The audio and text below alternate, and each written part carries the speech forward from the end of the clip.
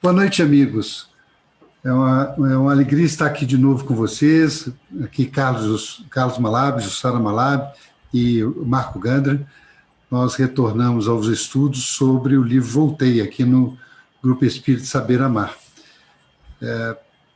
Vamos pedir a Jussara para fazer a prece inicial.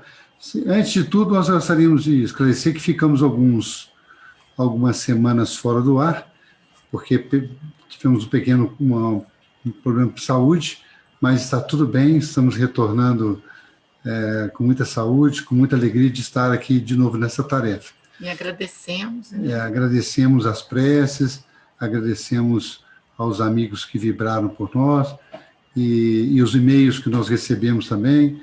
Lembramos aqui especialmente da Isabel, que mora na Austrália, mandou um e-mail aqui para nós, perguntando sobre a continuidade dos trabalhos. Agradecemos a Isabel suas preces e de todos que estiveram aqui conosco ligados. Então, estamos retornando aos estudos e vamos iniciar um capítulo novo, capítulo 9, que trata dos esclarecimentos. Logo voltamos a falar sobre esse capítulo 9, o estudo de hoje. Vamos pedir a Jussara para fazer a prece de abertura. Boa noite, amigos. Com muita alegria e emoção, a gente está aqui de volta. Vamos unir os nossos pensamentos e corações. Que Mestre Jesus possa lançar o seu olhar a todos nós, ligados com o objetivo de estudo, de procurar entender as mensagens que os Espíritos trazem para a gente, para que possamos valorizar, Senhor, essa nossa reencarnação e que possamos fazer jus a todas as bênçãos que recebemos diariamente, o amparo dos amigos espirituais, dos nossos anjos da guarda, os anjos protetores dos nossos lares, das pessoas que são muito ligadas ao nosso coração e, principalmente, Senhor, abençoa aqueles a quem tanto devemos. Une, Mestre Jesus, os nossos lares, as nossas mentes, em um só coração. Que a tua paz nos envolva, que assim seja. Que assim seja. Pois bem, amigos, nós estamos no capítulo 9, onde, na continuidade dessa obra maravilhosa que é o livro Voltei, nós encontramos o irmão Jacob já na coluna espiritual, que ele foi acolhido na casa da filha dele, nessa coluna espiritual. Ele foi acolhido, recebido com muito carinho e repousou. Ele foi levado por Bezerra, por um irmão Andrade, o seu mentor espiritual, e convidado a repousar depois da viagem que ele fez do plano mais junto à Terra até essa colônia espiritual. E lá, então, ele desperta desse repouso e aí ele começa a fazer um relato, eles começam a conversar sobre essa questão do repouso no mundo espiritual. Por isso que colocamos o título do estudo de hoje com uma pergunta, né? Há descanso após a morte? Porque nós vamos ver que a conversa entre ele, irmão Jacob, e a filha Marta vai ser sobre esse assunto. Uma reflexão. Reflexões sobre esse assunto. Nós temos muitas imagens ainda errôneas sobre o que acontece após o nosso desenlace físico. E isso por cultura ainda sem maior conhecimento da realidade espiritual, que a doutrina espírita vem trazer uma luz sobre o assunto, especialmente nas obras do Chico Xavier e também nas obras do irmão Jacob, do espírito André Luiz, e os esclarecimentos que eles trazem sobre o dia a dia do mundo espiritual. Nesse tópico, então, antes de nós entrarmos especificamente no livro, nós sempre trazemos uma mensagem, né, um tópico de Emmanuel, um tópico de Chico, e sobre essa questão do mundo espiritual após o nosso desenlace físico, sobre repouso, não repouso, o que acontece, nós achamos um comentário muito interessante, Chico Xavier, que gostaríamos de reproduzir aqui para vocês, para a gente fazer um primeiro comentário. Lê para a gente, Jussara.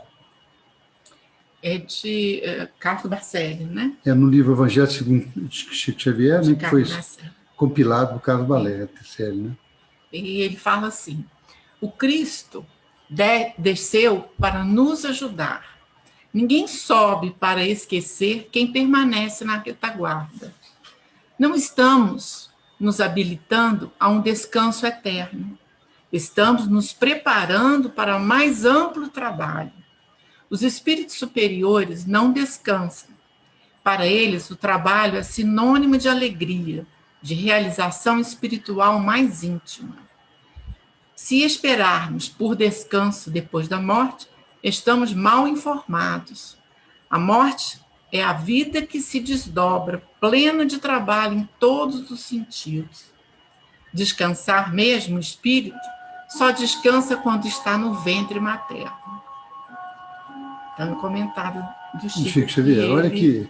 Tem vários tópicos aí muito interessantes, né, Carlos? Que a gente pode fazer uma reflexão. Principalmente essa ideia que as pessoas têm, foram cultivadas, é que depois do desenlace físico a gente vai descansar, vai para o céu, vai ficar descansar, repousar. Não, a ele vida está dizendo continua. Que continua. Tá? E a gente vê que cada espírito tem uma forma de encarar isso, né? A gente vai ver isso para frente no relato dele. Eu achei muito interessante quando ele fala assim: ninguém sobe para esquecer quem permanece na retaguarda. Isso aí a gente pode lembrar, né? Que é o que Jesus nos trouxe. Todos nós, por isso que Jesus nos chama de irmãos, né? A codependência de uns para com os outros. Né? Eu não passo para outro mundo porque eu tenho entes queridos a ajudar, a resgatar, né? Diversos exemplos desses, né? Bezerra de Menezes foi um deles. A própria Veneranda em Nosso Lar, né? Nosso Lar, a Narcisa, quando conversa sobre Veneranda em Nosso Lar com André Luiz, ela fala isso: olha, Veneranda está aqui ainda e trabalhando por aqueles ligados a ela que ainda estão presos aqui na Terra, né? Embora a evolução seja individual, mas há uma dependência de uns ajudar os outros. Por isso que Jesus nos chamou de irmãos, né? Há uma ajuda, é um amor universal, né? A ação no bem é um amor universal que nos une. E é bonita essa colocação do Chico, que ele coloca logo de início, né? O Cristo desceu para nos ajudar. Olha, que o Cristo, com toda a sublimidade dele, com toda a evolução, que a gente poderia dizer assim, estava descansando, não, ele desceu a Terra para nos ajudar a trabalhar. E né? sofreu a beça, sem necessidade. Então, não existe essa questão de descanso eterno. Os espíritos superiores, eles, como diz o Chico, não descansam. Eles têm alegria, alimento no trabalho que fazem. Que às vezes nós, aqui na Terra, não conseguimos visualizar isso, né? Muitas vezes o trabalho para a gente é maçante, é uma coisa que não nos dá realização. Mas não é a verdade do mundo espiritual. Que aí esse trabalho é um trabalho que se desdobra no auxílio ao semelhante. E achei a expressão legal quando o Chico coloca no final, né? Olha, você está buscando descanso, né? Ele fala assim, ó, descansar mesmo, o espírito só descansa quando está no ventre materno. E olha lá, né? Porque ele está procurando, ele está adormecido, ele está se adaptando a uma realidade nova para ele. Né? Nem assim ele está descansando muito, não. Ele está se adaptando.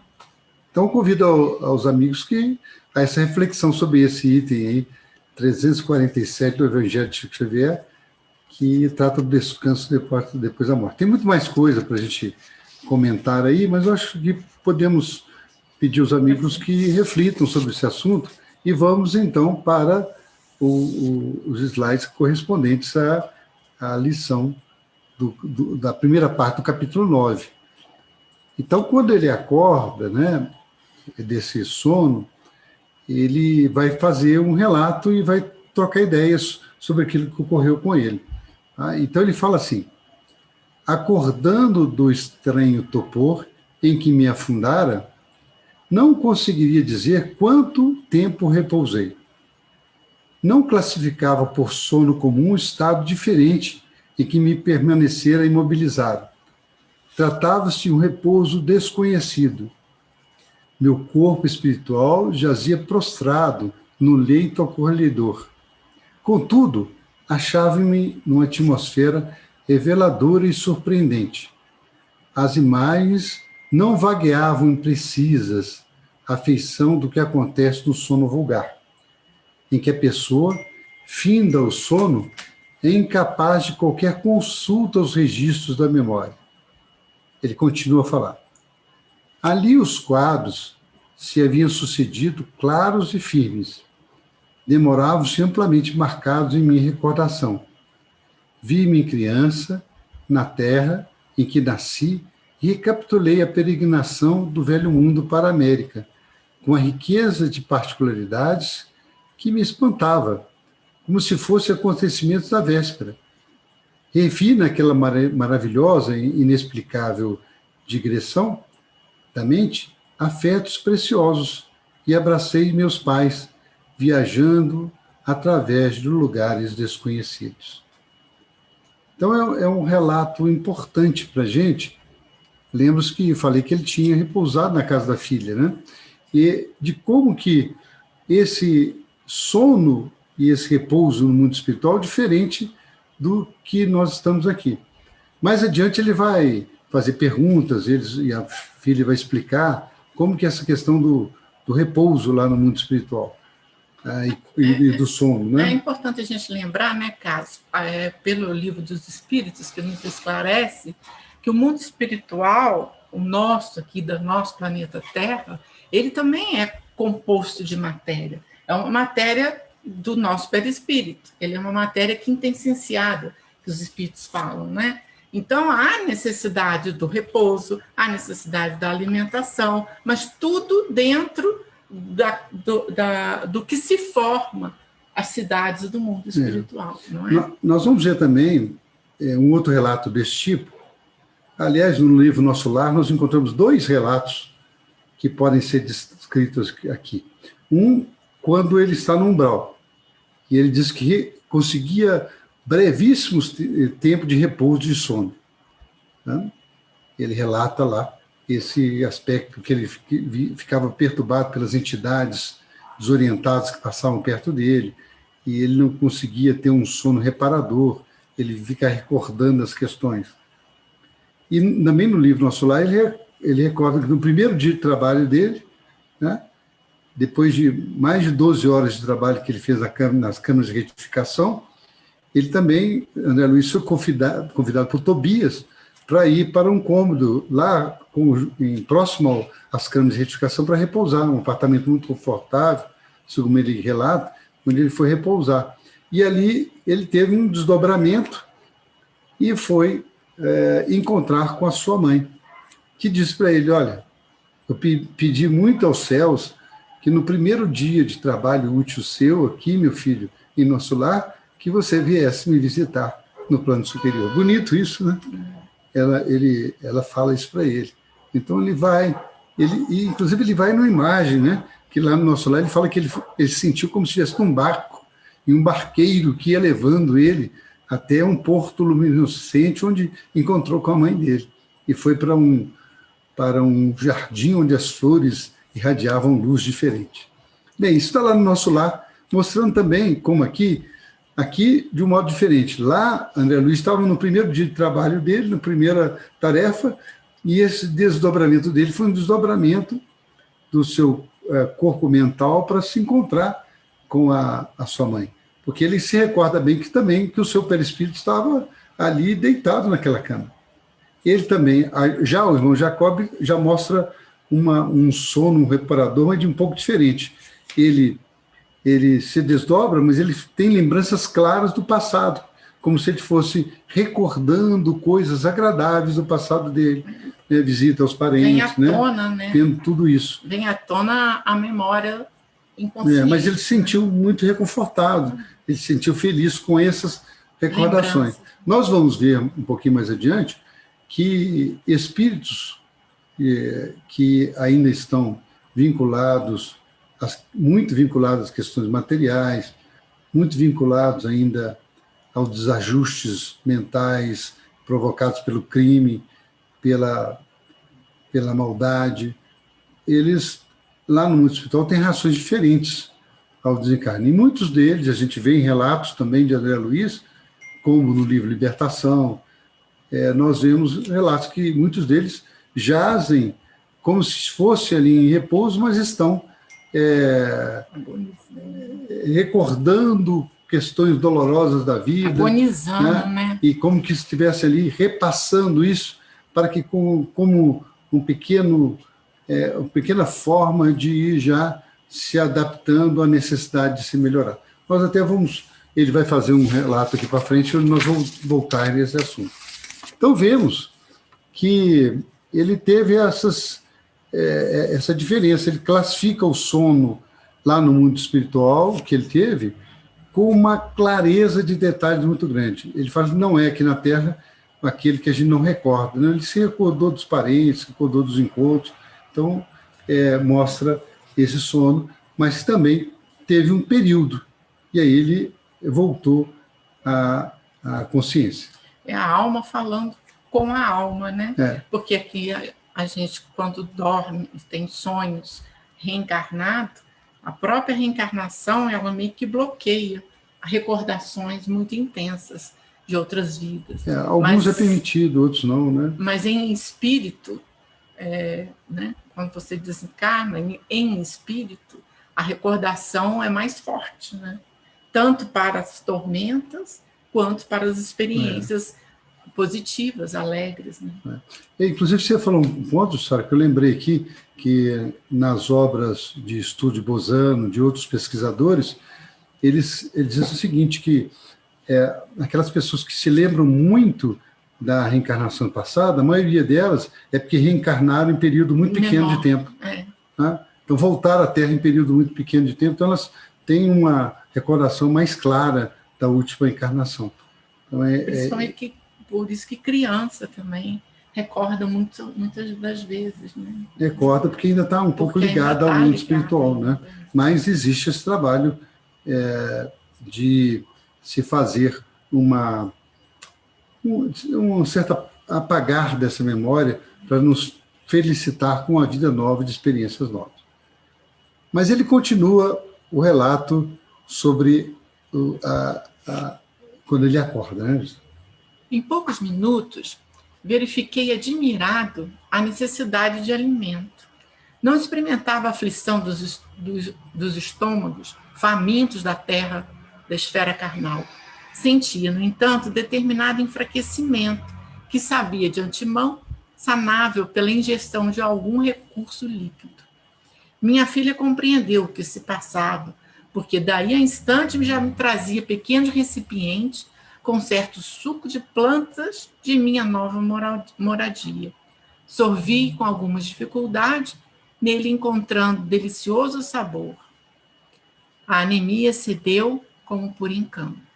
Aqui também a gente vê, né, a questão do alimento, né, no mundo espiritual. Há alimentos também. Há descanso, há alimentação, mas tudo relacionado com o ambiente da cidade espiritual. Né?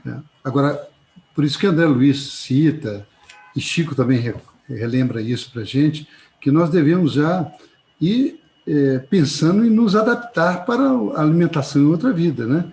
Nos despregarmos de certos hábitos aqui da alimentação, porque é claro que lá no mundo espiritual, como nós temos diversos níveis de evolução e de desprendimento, cada espírito, nesse nível de desprendimento, também tem um desprendimento da questão alimentar. Se nós não conseguirmos fazer esse desprendimento, nós vamos ficar aí vampirizando os encarnados.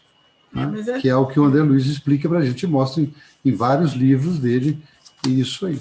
Tá? Então, aqui, nesse caso, trata-se de irmão Jacob, que era um espírita já com uma bagagem muito grande de conhecimento espiritual e já em condições de ir para essa colônia, né, de ser atendido. Vejam que ele ali já entendia, já via ele mesmo aqui na Terra estudar no nosso lar, os livros do Chico, já tinham sido publicados. Então, para ele não, ele conscientemente já tinha uma certa ideia desse tipo de alimentação que poderia ter lá. E é muito importante ele trazer para a gente as reflexões dele, né? O relato deles, para que a gente possa compreender cada vez mais, né? Pela lógica, né? Dos assuntos. Para quem quiser estudar com mais detalhes, e se isso oportunamente podemos até trazer aqui, mas em Nosso Lar existe um relato muito grande sobre essa questão da alimentação no mundo espiritual. Que livro que é? Nosso Lar. Nosso Lar. A dona Laura explica, Lísias explica também para André Luiz todo esse processo da alimentação. O valor da água, né? E da alimentação mesmo de frutas, né, que eles fazem, flores, frutos, como que eles processam isso lá no mundo espiritual. Então ele diz o seguinte, já entrando na questão do repouso, ele conta para a filha as sensações dele no repouso que ele teve. E ela fala assim, contei-lhe que ao descansar não tive a impressão de dormir, o qual fazia no corpo de carne. Permanecera sob a curiosa posição psíquica, em que jordaneara longe, contemplando pessoas e paisagens diversas. Supunha, assim, não ter estado num sono propriamente dito. Escutou-me atenciosamente, explicando em seguida que o repouso para os encarnados varia ao infinito. Olha que coisa interessante, né? Aquilo que a gente já vinha comentando, que esse repouso dos desencarnados, daqui, quando nós passamos para o outro plano, ele varia ao infinito. Então, ela vai começar aqui a dar alguns detalhes, porque ele mostrou como ele se sentiu, né? Então, ela pediu esclarecimentos para a filha. E ela, então, vai dar alguns detalhes aqui de como varia esse tipo de repouso. Vamos prestar atenção no texto, porque ele tem muita coisa importante para o nosso conhecimento.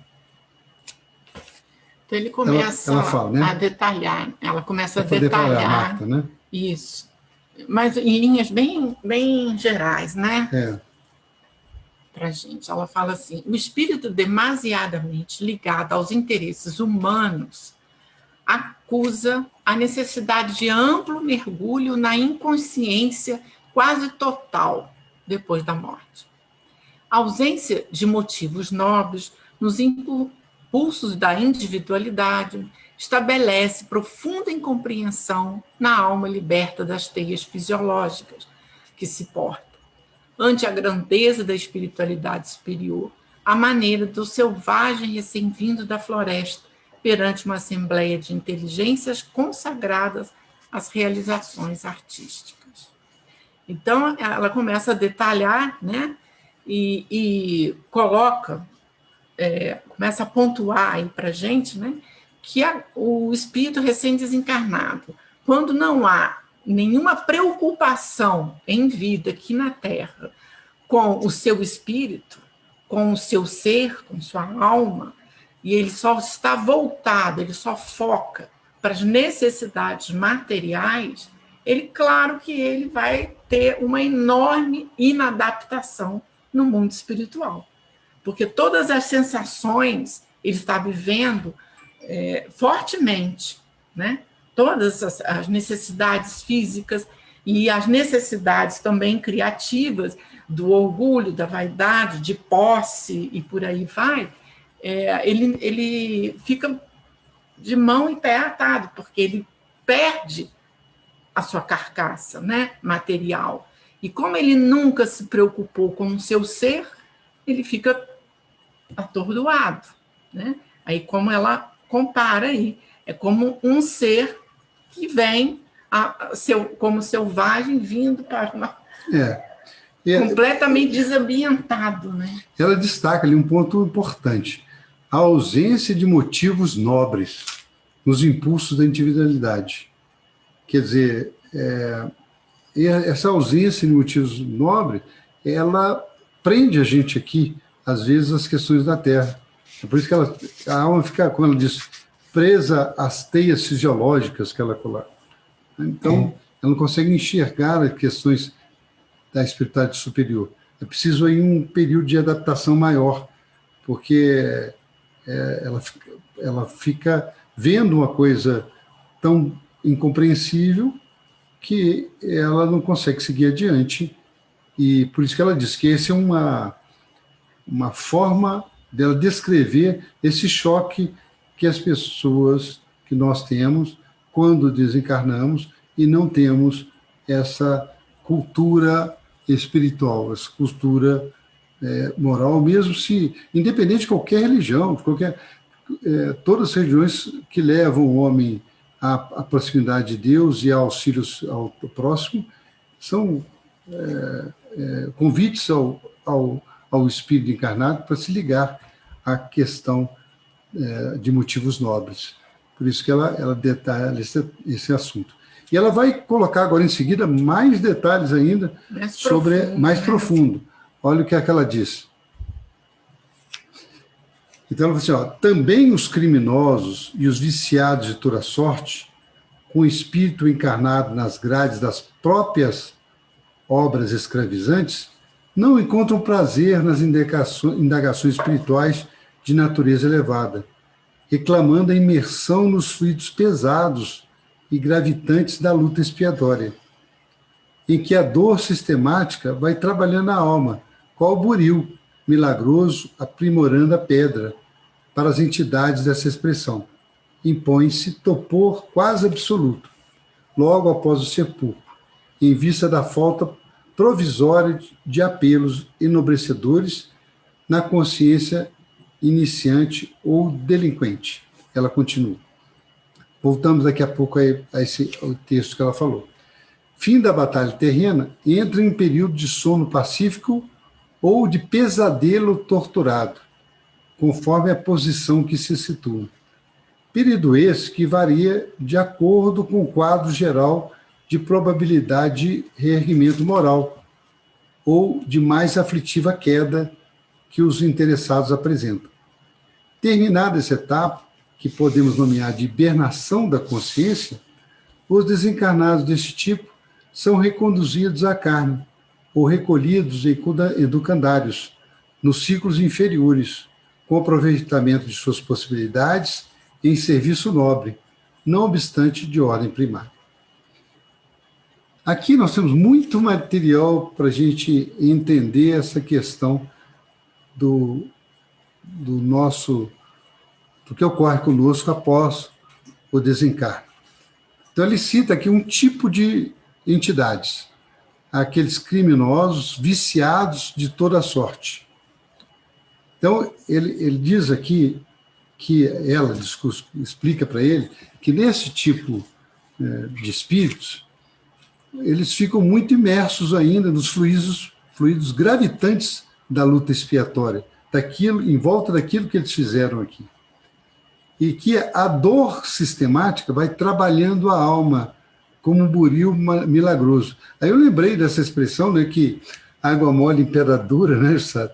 Tanto bate até que fura. Quer dizer, nós vemos, aqui ela colocou de maneira genérica, muito mais aberta, mas quem conhece as obras de André Luiz vai ver lá no livro Os Mensageiros, por exemplo, pavilhões e pavilhões destinados a espíritos que estão nessa situação. Parece que estão dormindo. Tá? Eles estão ali numa situação que parece que estão dormindo. Mas, na verdade, eles não estão dormindo. Eles estão relembrando os atos que eles fizeram aqui na Terra, os crimes que perpetuaram aqui na Terra, e isso aí vai batendo neles, né, de uma maneira constante. Né? Lá nos Mensageiros, tanto Ismália quanto outros mentores que estão lá junto dela, eles vão lá e dão passes diários nesses espíritos. E aos poucos eles vão começando a despertar.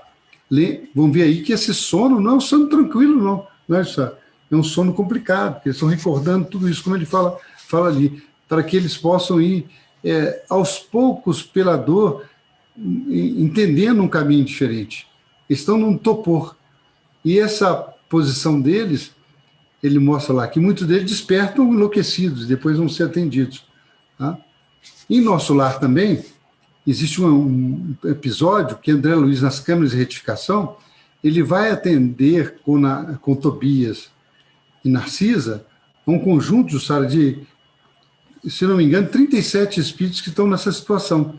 E quando eles começam a dar passe nesses espíritos, eles começam a soltar líquidos escuros.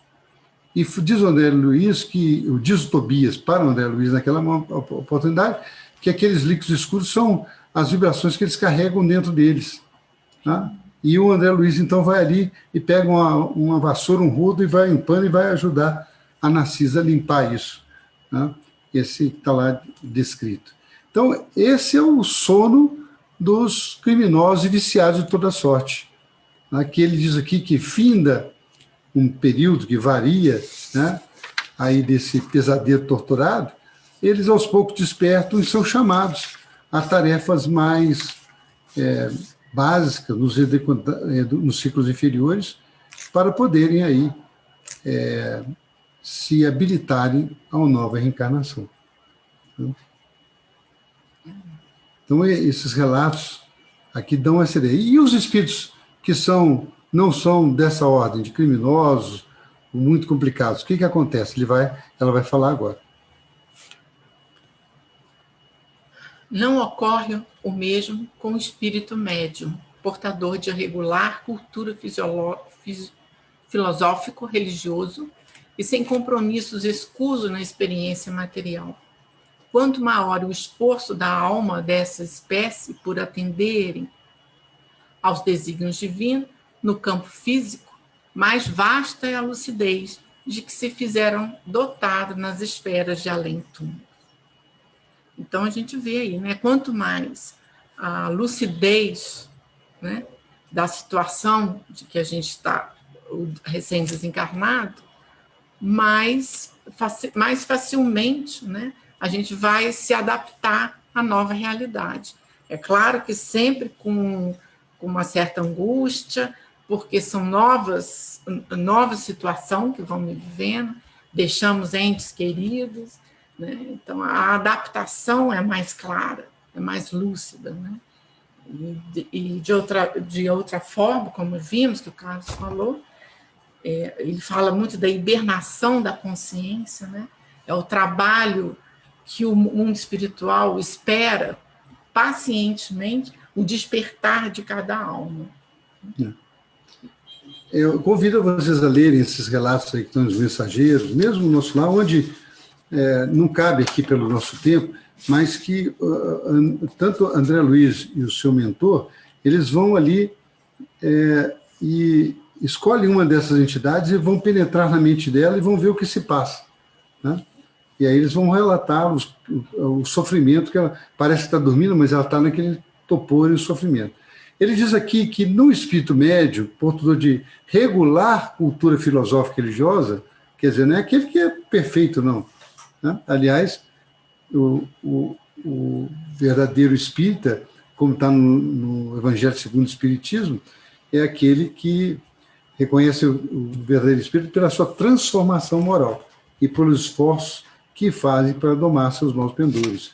Quer dizer, não é aí um espírito perfeito, mas é aquele que já é portador de regular cultura filosófica e religiosa, em qualquer religião, uma cultura desse tipo, ele já mostra um entendimento diferente, uma lucidez nas esferas de além-túmulo, que convidam a aproveitar melhor as oportunidades de tempo lá e de sua renovação. E ele esclarece, então. Desculpe, ela continua esclarecendo, Marco.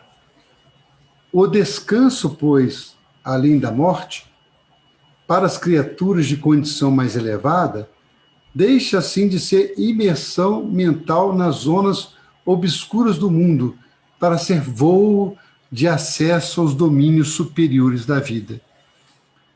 finalizando a resposta, o irmão Andrade asseverou que certas individualidades, não obstante exaustas no supremo instante do transe final, libertam-se da matéria grosseira e colocam-se a caminho das esferas divinizadas, com absoluta lucidez, sem necessidade de qualquer repouso tonificante, qual o compreendemos em vista do nível de sublimação espiritual que já atingiu.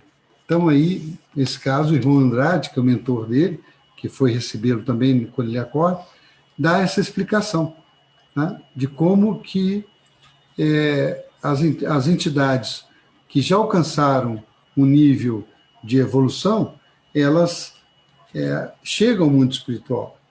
E aí a gente vê muito disso. Quem lê o livro Paulo e Estevão, no final do livro Paulo e Estevão, ele faz um relato do desencarne de Paulo, não é isso, sabe? E que ele é recebido pelos amigos com muita felicidade no mundo espiritual, né?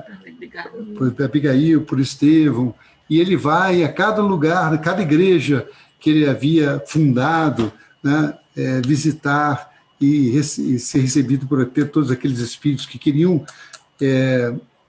dar um abraço de alegria, de felicidade por estar o irmão voltando ao mundo espiritual. E é assim que acontece com todos aqueles que já estão num plano superior de elevação mental e estão em tarefa aqui na Terra.